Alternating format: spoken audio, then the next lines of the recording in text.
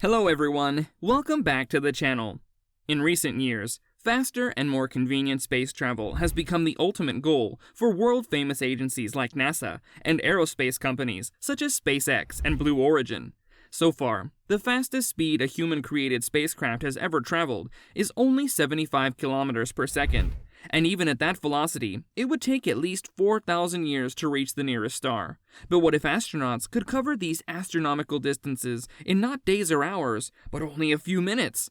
That may sound like an idea straight out of a sci-fi movie, but it's something a NASA engineer has been working on. An engine that promises to break the laws of physics by accelerating to 99% of the speed of light, all without the need for a propellant. So how exactly does this engine work?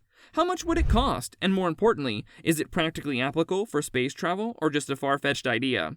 Here's everything you need to know about NASA genius inventing a lightspeed engine that defies physics. Number 6. Who invented the lightspeed engine?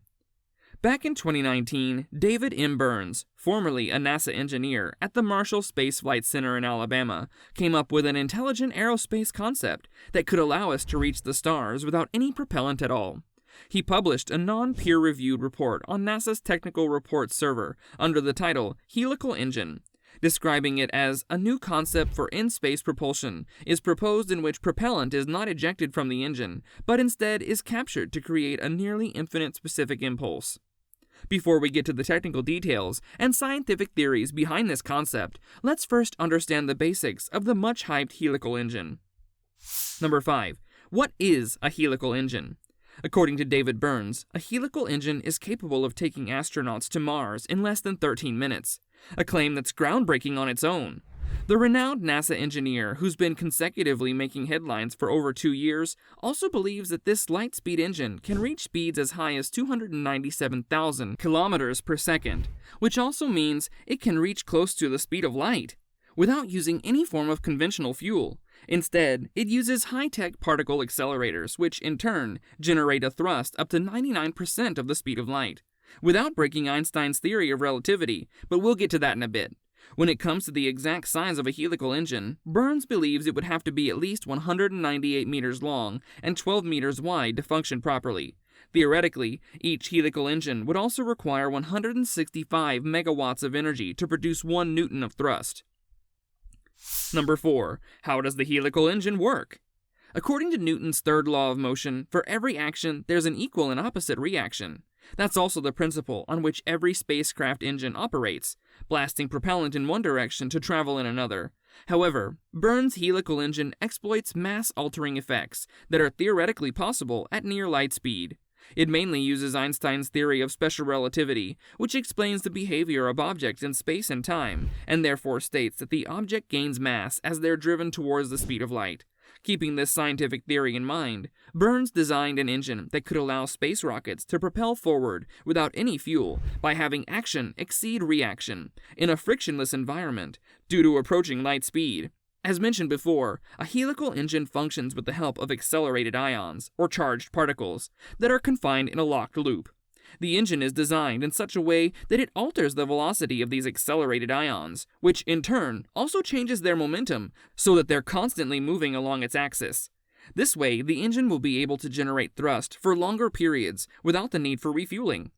Considering Dr. Burns' original idea, the helical engine can be described as a leading example of a reactionless drive, which is often defined as a hypothetical device, producing motion without the exhaust of a propellant.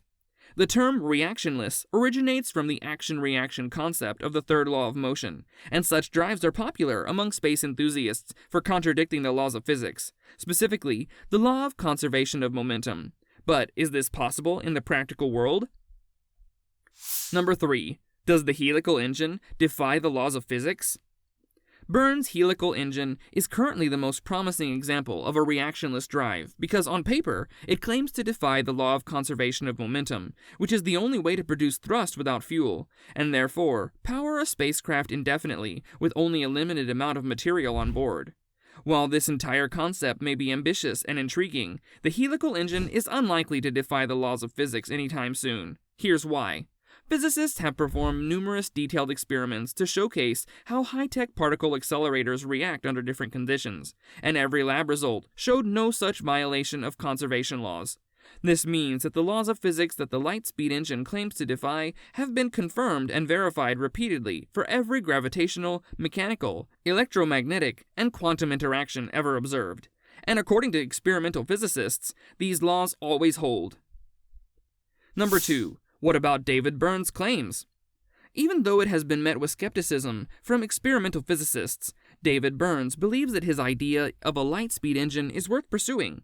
In 2019, the NASA engineer sat for an interview with popular outlets like Science Alert and New Scientist, during which he said about his concept, "I'm comfortable with throwing it out there. If someone says it doesn't work, I'll be the first to say it was worth a shot."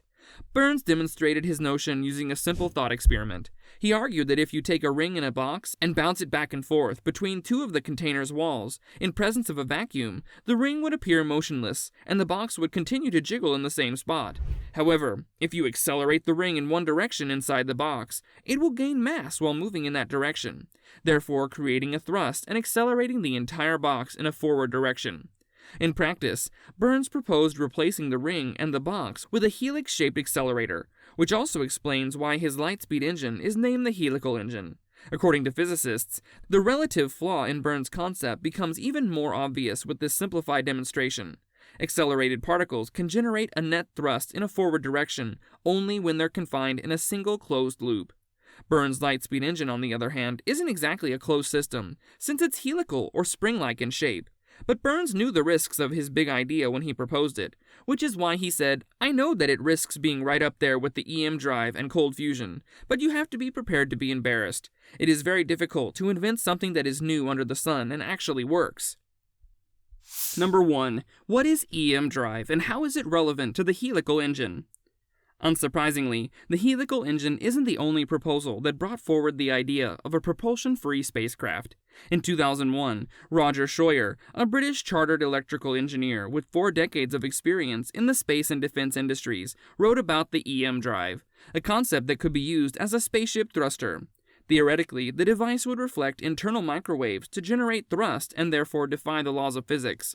In reality, however, EM drive became renowned as the impossible drive, because to this day, no official design for the device has been created. In other words, no scientist has been able to explain how the EM drive would create thrust, while simultaneously overthrowing all of physics. In 2016, NASA's Advanced Propulsion Physics Laboratory conducted an experiment that completely disproved the concept of EM drive, and later in 2021, similar results were obtained by a group of physicists at the Dresden University of Technology. Now, the question is, will David Burns' helical engine follow a similar path, or will it lead the way to the next generation of space travel? Only time will tell.